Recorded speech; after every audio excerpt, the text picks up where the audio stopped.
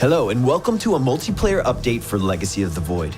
In this video, we will be discussing additions and changes coming to the Zerg race in the exciting conclusion of the Starcraft 2 trilogy. First up, let me introduce you to the Ravager.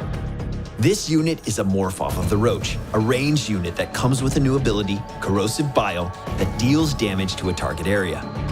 Corrosive Bile marks a target location, and after a brief delay, units and structures in that area are hit with high damage. This ability also has a powerful perk against Protoss. It can destroy force fields.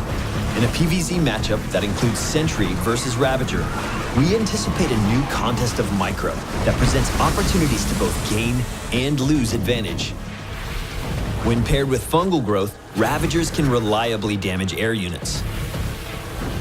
As expected, Corrosive Bile is also particularly good against units with little to no mobility. If you want to avoid the damage from Corrosive Bile, simply make sure you dodge reactively whenever possible. For those of you that have been around Starcraft since Brood War, this unit hardly needs an introduction, the Lurker.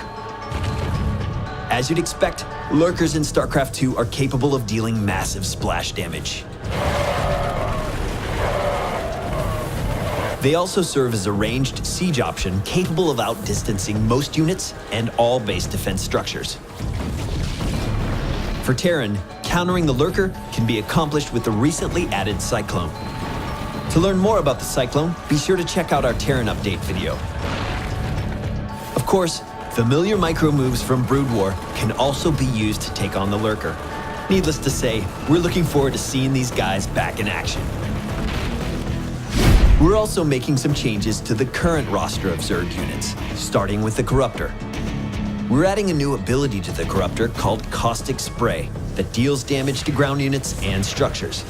This damage ramps up over time, making it a strong choice against buildings. Although not ideal against a mobile ground army, damage is damage, and in a tight matchup, every bit you can deal works to your favor. Next up, let's talk about the Infestor. We're giving the Infestor a new ability called Aggressive Mutation that grants a flat damage buff to friendly units. That means your basic Zergling swarm is even more powerful against enemies that would have taken them out previously. In Legacy of the Void, the Swarm Host is going to be taking a bit more of an aggressive role when it comes to harassment. We have made the Swarm Host's Locusts stronger while lowering the frequency with which they can spawn. The Swarm Host will also be able to spawn Locusts while on the move, and upgrade them to fly in the late game. Keep in mind that massing Swarm Host will not be a viable strategy in Legacy, as the downtime between Locust spawns has been increased to a point that your Swarm Host army will be easily overrun. Of course, you can harass enemy bases with this new change as well. And finally, I want to talk to you about the changes coming to the Nidus Worm. Nidus Worms can no longer be damaged while emerging.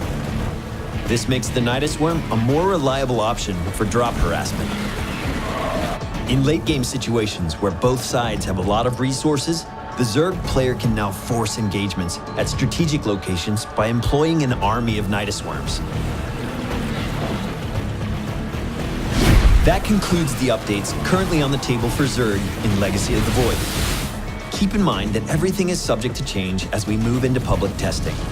That being said, we are excited for the new possibilities available to Zerg players in Legacy of the Void, and look forward to hearing your thoughts and feedback as well. Thanks again for watching, and be sure to check out the changes coming to both Terran and Protoss armies. I'm Cloakin with Blizzard Entertainment, and we'll talk to you soon.